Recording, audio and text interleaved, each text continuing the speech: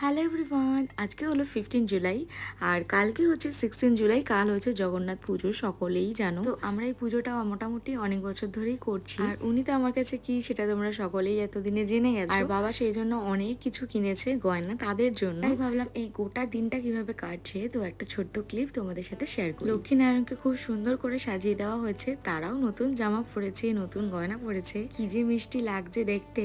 আর আমার ছোট যোগু মামাদের মোটামুটি একটুখানি সাজিয়ে দেওয়া হয়েছে, কালকে ওনাদের পুরো ভালো করে সাজানো হবে। মুকুটগুলো কেমন হয়েছে একটু কমেন্ট করে জানিও তো, ভীষণ মিষ্টি লাগছিল দেখতে।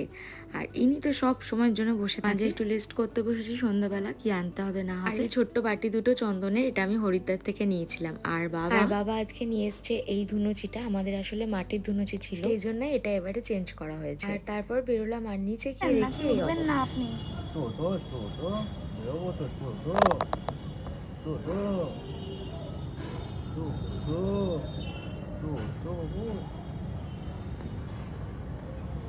নামবি না, দেখেও তো নামছে না।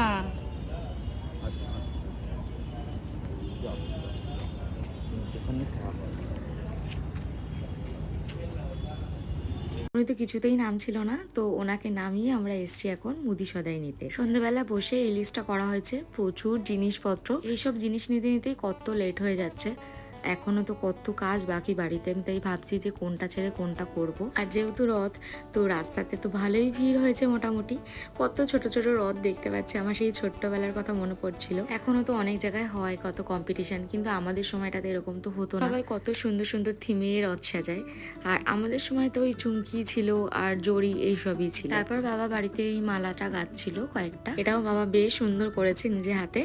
আর রাত্রেবেলা বেরিয়েছি, এখন 10:30 বাজে, রাস্তা তো পুরো ফাঁকা হয়ে গেছে। আসলে আমরা এই টাইমটা বেছে নিয়েছি ইচ্ছা করেই। এখন যাচ্ছি আমরা দশকর্মা থেকে যে জিনিসগুলো নিতে হবে সেইগুলো নিতে, বাট দোকানে ভেবেছি যে কাকুকে দিয়ে তারপরে একটুখানি কাজ সারবো। বা কাকু তো কোনো সময় দিয়ে রাখে না, এবারও জানি না কি হবে, যাই দেখি। কারণ আর একটা কাজও আছে, তো সেই জন্য বুঝতে পারছি না দাঁড়িয়ে থেকে নেবো কিনা। তো আমরা দিয়ে তারপর আর একটা কাজে গিয়েছিলাম। আজকে সারাদিনই বলতে পারো পুরো ছুটি যাচ্ছে, মানে ওই সন্ধ্যের পর থেকে, সকাল থেকে কাজ করে নিয়ে তারপরে এই বিকেল থেকে এই ঝড়টা যাচ্ছে আর কি। আর তারপর ব্রিজের তলায় গিয়ে দেখছি যে এই দোকানগুলো ভেঙে দিয়েছে। মানে আমার জন্মের পর আমি এরকম ফার্স্ট টাইম দেখছি, কি যে কষ্ট লাগছিল দেখে। আমি শুধু ভাবছি যে যাদের এই দোকানগুলো ভেঙে দিয়েছে, যেহেতু ব্রিজটা ঠিক হচ্ছে সেই জন্য, ওটা একটু রিস্কিও আছে। রাজাকে তাই বললাম যে কিরকম কষ্ট লাগছে বলো, বাট ও বললো কিছু তো করার নেই, এটা তো করতে হবে। বাট যাদের সাথে এই কাজটা হলো তাদের যে কতটা কষ্ট হচ্ছে সেটা তো বুঝতেই পারছি। কেন এই ব্রিজ কতদিনে ঠিক হবে এখনো অব্দি বুঝতে পারছি না। আবার তো বলছে ব্রিজ বন্ধ করে দেবে।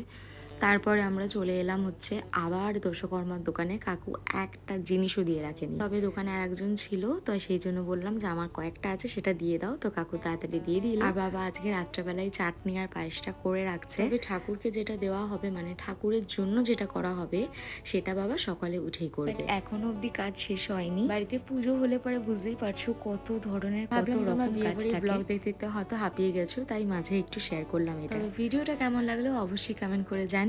ভালো লাগলে একটা লাইক কমেন্ট শেয়ার করে দিও। দেখা হচ্ছে আবার নতুন ভিডিওর সাথে। টাটা।